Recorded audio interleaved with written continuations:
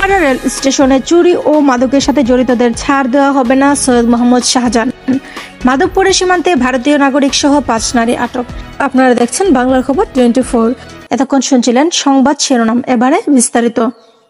Noapara rail স্টেশনে চুরি ও মাদকের সাথে জড়িতদের ছাড় দেওয়া হবে না, সৈয়দ মোহাম্মদ শাহজাহান। রায়হান আহমেদ, সম্রাট, মাধবপুর প্রতিনিধি। হবিগঞ্জের মাধবপুর উপজেলার ঐতিহ্যবাহী নোয়াপাড়া রেল স্টেশনে মোবাইল চুরি ও মাদক চালান বন্ধে আইন শৃঙ্খলা সভা অনুষ্ঠিত হয়। উক্ত অনুষ্ঠানে মাওলানা আতাউর রহমানের সভাপতিত্বে প্রধান অতিথি হিসেবে উপস্থিত ছিলেন মাধবপুর উপজেলা পরিষদের সাবেক চেয়ারম্যান আলহাজ সৈয়দ মোহাম্মদ শাহজাহান সাহেব।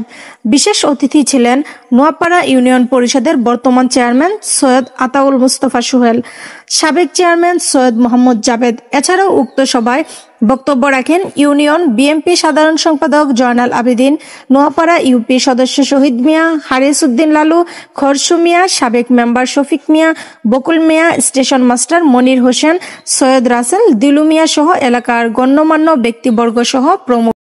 মাধবপুরের সীমান্তে ভারতীয় নাগরিক সহ 5 নারী আটক। মাধবপুর হবিগঞ্জ প্রতিনিধি। হবিগঞ্জের মাধবপুরে হরসপুর বিওপির টহল দল রাজেন্দ্রপুর সীমান্ত থেকে 1 ভারতীয় ও 4 বাংলাদেশি নাগরিক সহ 5 নারীকে আটক করেছে।